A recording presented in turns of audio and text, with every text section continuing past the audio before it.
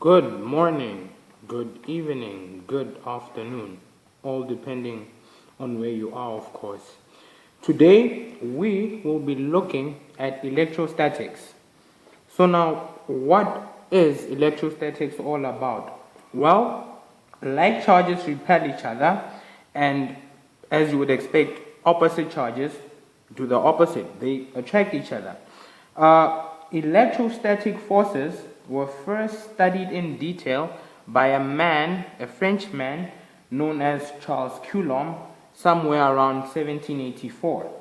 Now, through his observations, he realized that the electrostatic force between 2-point charges is inversely proportional to the square of the distance between the objects. He also discovered that this force is proportional to the product of the charges on the two objects. Now we're going to unfold that a bit more as time goes on.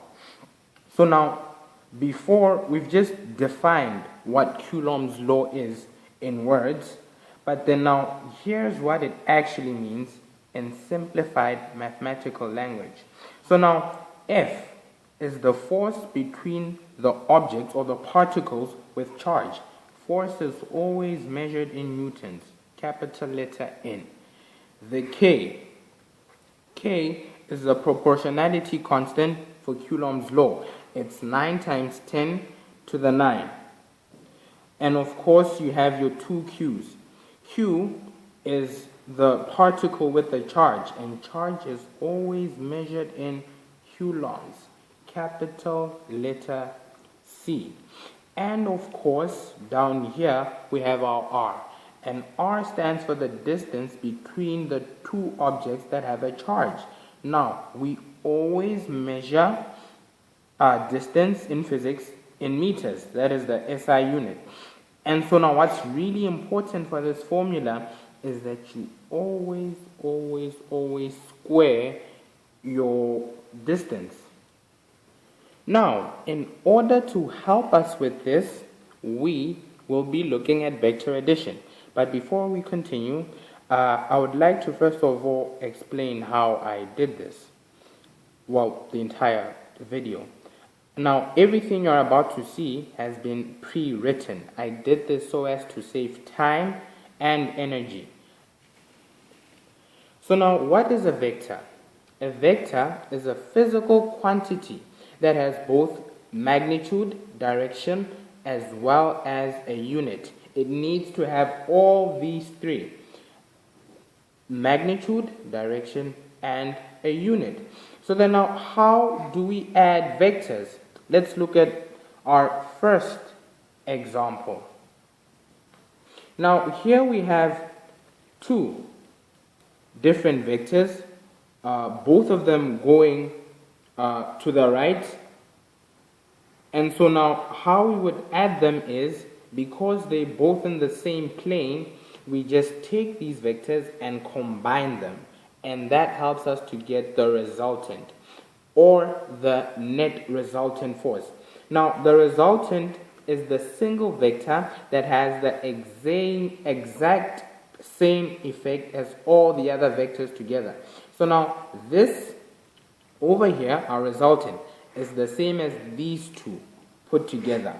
Now, vectors won't always be going in the same direction, and I'm sure you know this. If you've been doing physics longer than 10 minutes, you should know this very well. And so now, the point of finding the resultant is we want to figure out, at the end of the day, when all said and done, how much actually got done.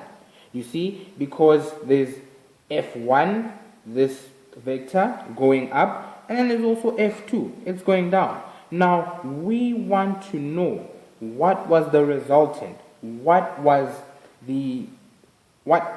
left over in the end, what was left remaining. Okay, you have that? Now, unfortunately, vectors aren't always as simple as the one you just saw a few seconds ago. Sorry about that, you can ignore it.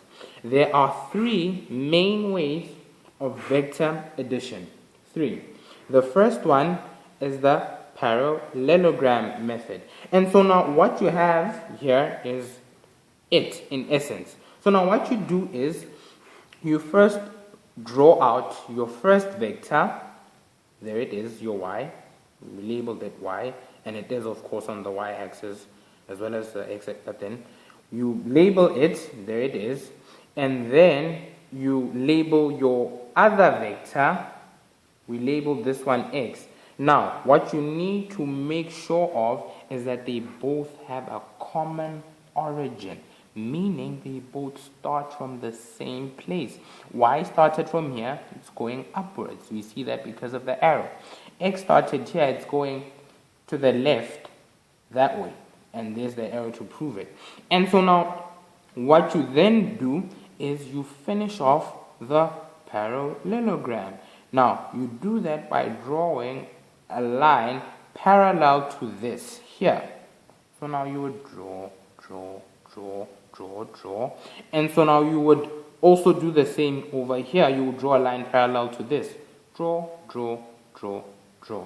And so now what you will then find is when you have done this, you now draw a line representing the resultant. Remember, resultant, the single vector that has the same effect as all the other vectors put together. And so now you will draw your line through this all the way to this tip there. Please remember to always indicate the direction of your vector by using an arrow. And so now this would be your resultant. Okay? And so now we also have another way, and I think whenever possible, this is always, in my opinion, the easiest way. It's the Pythagoras theorem. We use the theorem of Pythagoras.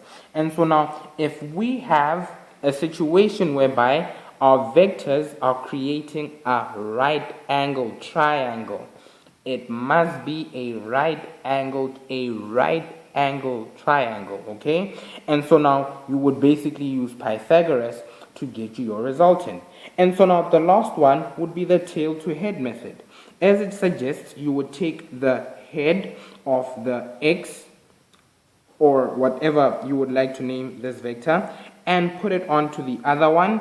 And so now after doing that, you would of course have to take into consideration the angle at which they touch. And so now after you've done this, you would go from the end of here all the way to the top of your y vector, and this would give you your resultant. Now, I would advise you to just stop, pause, look at all these, and make sure you understand all of them, as they will be of great help to you, because all of them are better suited for different types of questions. Now, let's take the plunge. Let's do what we came here to do. Here is the problem. Calculate the net or resultant force on Q1 as a result of Q2, Q3, and Q4. And so now we want to know what is particle Q1 experiencing because of Q2? What is it experiencing because of Q3? What is it experiencing because of Q4? And so now, if we're working logically, of course, the first step would be to draw your Q1. Okay, I'm just gonna draw it out here because I worked everything out over here, and so now I just want to make it clearer. This would be your Q1 there, and so now your Q2 would be over here, and this is where your Q3 would be, and that's where your Q4 would be. And so now we decided to make this positive, negative, okay? And so now we also have some more additional information. We know that Q1 is 4 microcoulombs. Micro means times 10 to the negative 6. Q2, which is also positive, is 6 microcoulombs. And so now here we have Q3.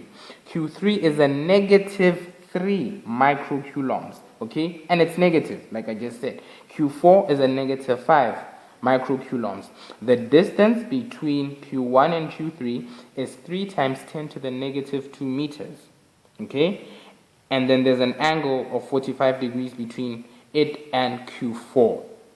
The distance between Q4 and Q1, or Q1 and Q4, the distance between these two is 6 times 10 to the negative 3 meters, okay?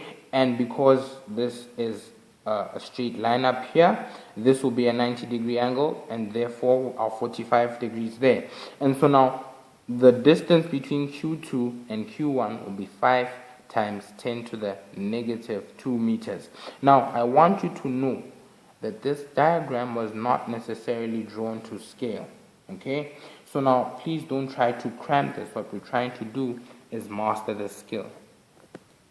Okay, good. Now we're finally gonna get to apply Coulomb's law. So now let's try find the force, the electrostatic force between Q1 and Q3. Now it's all plug and play. K is the constant, we already have that. And so now Q1 would be the charge on Q1, which is 4 times 10 to the negative 6 times the charge on Q3, which is a negative 3 times 10 to the negative 6, okay? All over the distance, which is 3 times 10 to the negative 2 meters. And so now after doing that, before you continue, I'd like to remind you to square the distance, square the distance, square the distance. And so now after doing that on your calculator, you would find your answer as being 120. Now we say it is 120 attractive because when we deal with forces we don't have positive and negative. When we deal with forces we either have it as being attractive, which is negative, or repulsive, which would be positive, okay? Remember, it's simply plug and play here. And it is because of that fact that I won't do these ones. I won't do Q1 and Q2 or the force between Q1 and Q4, but then I've written them out. So now if you want to look at them, you can simply just pause. Okay. There they are. So now, after you have plugged and played around with those, you will have 3 different forces all acting on Q1. So now what we're going to do is we're going to draw a free body diagram. A free body diagram is supposed to show you all the forces acting on a point. So now this would be the relationship between Q1, Q2. This would be the relationship between Q3 and Q1. And this would be this over here. There would be the relationship between Q1 and Q4. Now, with these two, they're pretty straightforward.